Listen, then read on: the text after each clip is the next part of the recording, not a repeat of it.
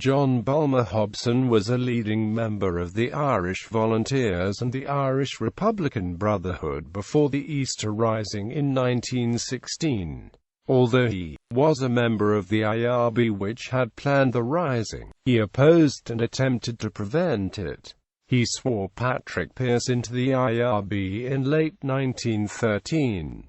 Early life. John Bulmer Hobson was born in Belfast, although numerous sources give his place of birth as Holywood, County Down. Hobson had a fairly strict Quaker upbringing according to Charles Townshend, possibly intensified by being sent to a friend's boarding school in Lisburn. Hobson later resigned on principle from the Quakers soon after the 1914 Howth gun running, as the Quakers are opposed to all forms of violence. Bulmer's father was born in Armagh, although he later lived in Monasterevin, County Kildare, and was said to be a Gladstonian Home Ruler in politics, while his mother was an English-born radical. In 1911 she was reported to be on a suffragist procession in London and was long involved in Belfast cultural activities. She gave a lecture, entitled Some Ulster Souterrains, as the Belfast Naturalists Field Club's representative in 1901 at the British Association's annual meeting in Leicester. With the poet Alice Milligan, she organised the Irish Women's Association, whose home reading circle met in the Hobsons' house. Hobson began at 13 to subscribe to a nationalist journal, Shan Van Vogt, published by Milligan. Soon after, he joined the Gaelic League and the Gaelic Athletic Association, IRB, and the Volunteers. Hobson was sworn into the IRB in 1904 by Denis McCullagh, the head in Belfast. Together they founded the Dungannon Clubs, whose object was to celebrate the victory of Volunteers of 1782 in restoring to Ireland her own parliament, though they were additionally an open front for the IRB. The Volunteers of 1782 were an armed militia whose success, they suggested, could offer instructive lessons. The first Dungannon Club manifesto read, "The Ireland we seek to build is not an Ireland for the Catholic or the Protestant, but an Ireland for every Irishman irrespective of his creed or class." Quote, under the direction of Denis McCullagh, Hobson became one of the key figures in the ongoing revitalisation of the IRB in Ulster, along with Sean McDermott, Patrick McCartin and Ernest Blythe. Hobson moved to Dublin in 1907, and soon became a close friend of veteran Fenian Tom Clark, with whom he had a very close relationship until 1914.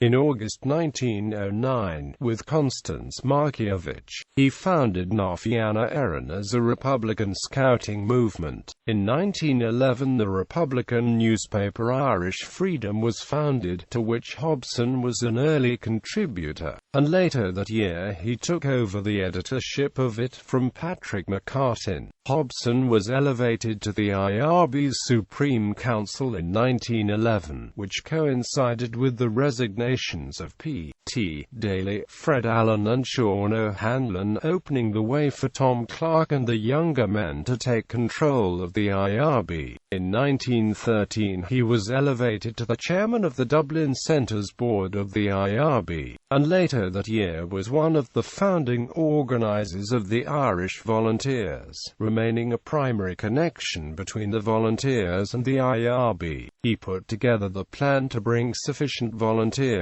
and the supporters discreetly to Howth on Sunday, the 26th of July 1914, to unload and distribute the arms being landed from the Asgard at Howth. As secretary and a member of the Volunteers Provisional Council, Hobson was instrumental in allowing parliamentary leader John Redmond to gain control of the Volunteers organisation. He reluctantly gave in to Home Rule supporters' demands for control, believing that defying Redmond who was popular with most rank-and-file volunteers, would cause a split and would lead to the demise of the volunteers. Clark, steadfastly opposed to this action, never forgave him or spoke to him informally again. Hobson resigned as a member of the Supreme Council of the IRB, and was fired from his job as Dublin correspondent for the Gaelic American newspaper. Hobson remained a member of the IRB, but, like the Volunteers' Chief of Staff Owen McNeill, he was kept unaware of the plans for the rising. Though he could detect underground preparations, he had no certain evidence. He was later informed that volunteers had received orders for the rising, timed for Easter Sunday, and he subsequently alerted McNeill about what the IRB had planned. McNeill issued a countermanding order, which served to delay the rising by a day, and kept most of the volunteers from participating. Hobson was kidnapped by the organizers of the rising to stop him from spreading news of McNeill's order, and held at gunpoint in a safe house in Phibsborough until the rising was well underway. After the rising, Hobson went into hiding to avoid arrest, an action which hurt his future political prospects and led to rumors that he was a traitor to the volunteers and the IRB. McNeill later served in the Irish Free State government, but Hobson was confined to a civil service job in the Department of Post and Telegraphs after independence. Although he had been one of the most active members of the IRB for years, and was instrumental in the founding of the Volunteers, Hobson took no major role in politics after the rising, or the subsequent Irish War of Independence. In 1922, he was appointed Chief of the Revenue Commissioner's Stamp Department, the first of the departments that the IRB had infiltrated to any depth.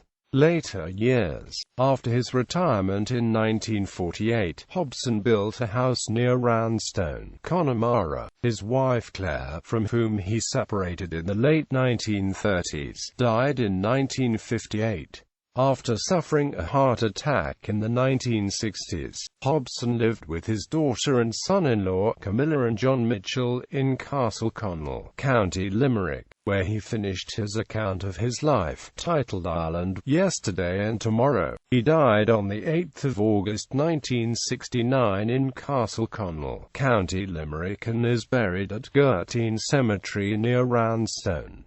Published works: A Short History of the Irish Volunteers, Hobson, B. from Internet Archive. The Letters of Wolfetone Hobson, B. from Internet Archive. The Life of Wolfetone Hobson, B. from Internet Archive. The New Querist, containing several queries, proposed to the consideration of the public.